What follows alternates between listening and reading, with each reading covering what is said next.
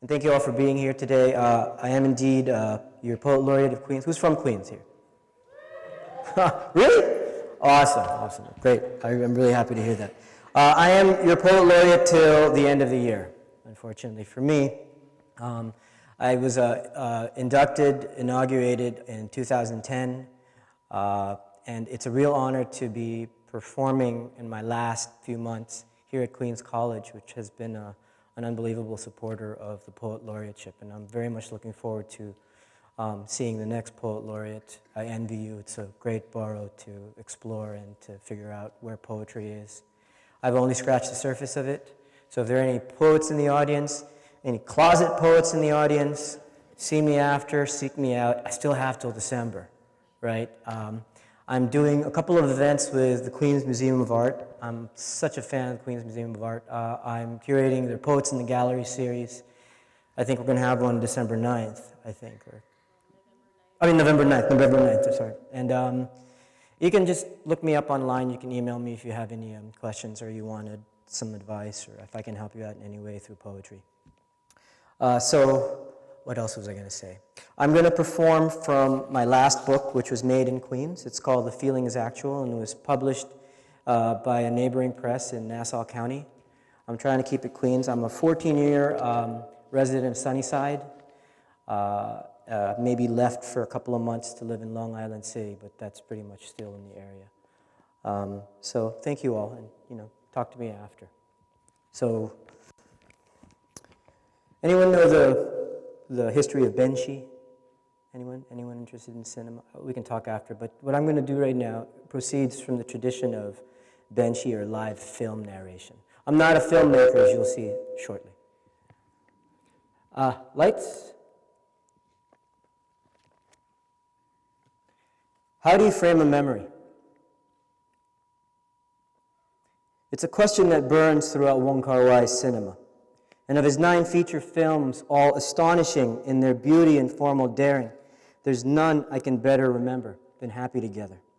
For one, I love how the film's synaptic rhythms enact the discarded feelings of its characters, how its style and love story weren't intellectualized into being or even planned, how both were less about choice or concept and more about organic or not imposed.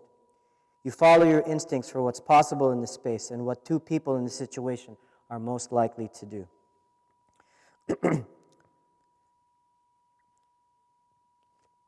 This is your coat? Sorry. Excuse me. No prob. Sorry I fell asleep on it. I'm Monty, by the way. Terrible. Sometimes I forget my own name. It's okay. I forget mine all the time, too. Nice to meet you.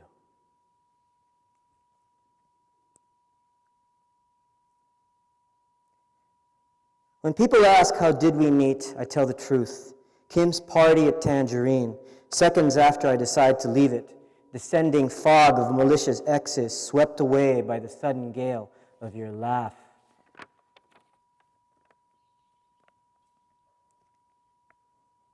When he began Happy Together, Wong Kar-wai only had 2 characters in mind, Tony and Leslie's. He'd managed to find a city to put them in, but nothing else. What did they feel when they came to Argentina? Did they know it would be so cold in the summer? In improvisatory filmmaking, solutions always present themselves at the very last minute. Maybe they aren't even real solutions, but something always turns up to solve the problem. The idea is to tell the story of these 2 people, but because of time limits, Wong knows he can't make a film about 2 people. So what you doing?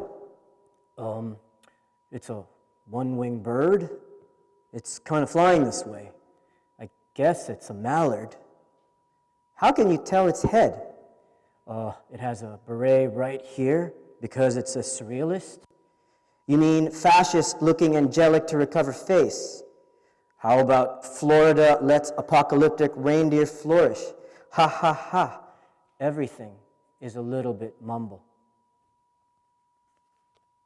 On our first date, you suggested Lilia Forever, a film about an Estonian teenager who was abandoned by her mother, forced into white slavery, then commits suicide. What were you thinking? Despite the film, it was such a gas to walk up University Place with you, especially when you offered me a bag of dried mangoes to eat.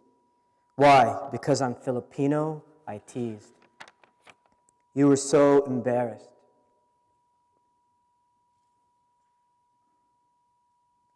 Thankfully, our second film, which we both knew was a comedy in advance, made up for the first one, A Mighty Wind by Christopher Guest. I remember how you and I kept rolling in our seats over the recurrence of the Cabana Boy character, a Filipino extra whose sole function was to smile broadly for the camera in each scene. Watching him play with gusto such a transparently token person of color in the movie was absurd to the point of hilarity. The 5 or so other people in the theater kept motioning to shut up, but it was too late. Giddiness had taken over, would bind us forever to that moment's character. Both of these films ended up being the only ones we'd catch until the fall, when we decided to give it another shot.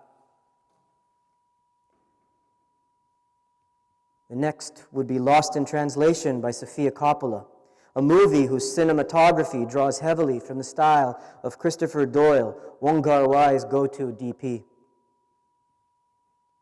And much like Wong's film, Coppola's luxuriates in the themes of dislocation and closeness versus the impossibility of love, and dynamism versus the need to hold on.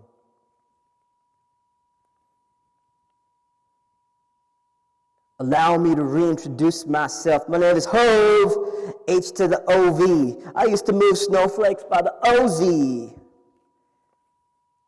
Robert Rauschenberg said, you're not an artist if you can't walk a block and come up with 5 new images and even more ideas. Edward Steichen said, you can photograph a world in your room. And later, Robert Frank and Keiichi Tahara showed us how to. Chris Doyle finds a stairway, an entrance, a wall he likes. He starts to get a feel for the kind of characters who would use such a space.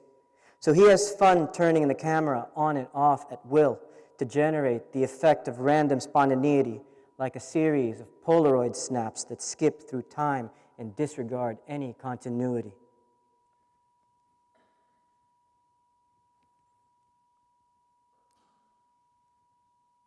You know, I could use a ride up to my residency next month. It's up in the valley. Pretty. What do you say? Most def. Happy Togetherness characters are all out of time and out of space. And Tony and Leslie struggle to repair their relationship in the most difficult reality. As gay Chinese nationals in a xenophobic country, neither one can fluently speak the language. This is my friend Monty. Monty, hi. This is Yoshimi. Wow, you look great. Are you still making images? Mumble, mumble, yes, no. My finger doesn't press like this. Oh, too bad.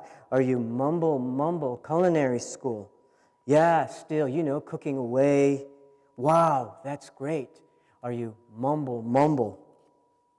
Tony and Leslie's interiors are consciously timeless, not logically lit. Tony keeps a souvenir lampshade of Iguazu Falls. The light passing through the holes in the cylinder make the water painted on the plastic shade part seem to cascade downward. Chris Doyle once claimed his best films were made when he was saddest and just out of love. He was very much in love when he began Happy Together, so he assumed his then relationship with Denise wouldn't end so good. She tells him, it hurts, but I have to leave you.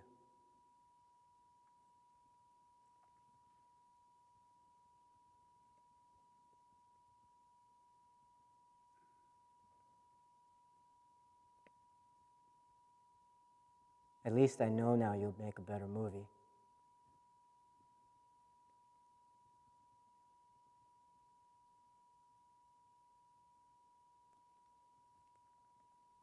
The clouds moving the shadows across the road in random patterns, the traffic, and what's happening on the roadside all affect the shot. Mix a dash of experience with a lot of intuition and try to think ahead, Doyle insists.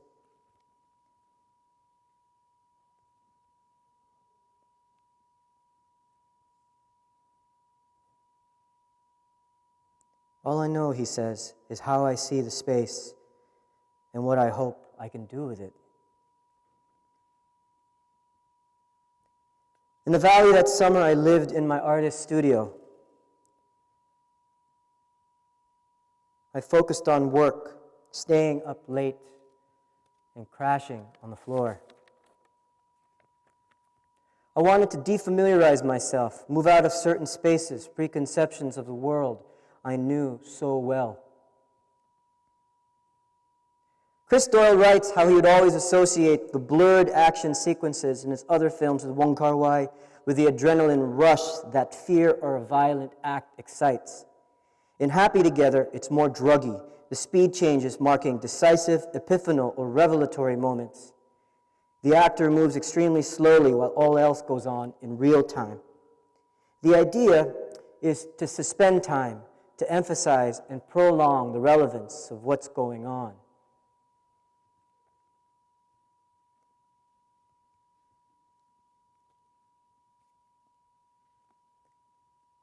About a month after the blackout, you and I got back together. 8 years now and counting. I think about the ending of Wong's film shortly after Tony's character wakes up from a long sleep in Taipei, the city of your birth. He decides to visit Chang at their stall in the Liaoning night market, but discovers his friend's family instead. In voiceover, Tony reveals,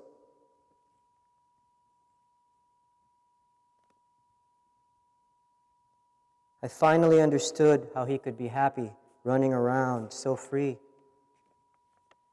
It's because he has a place he can always return to.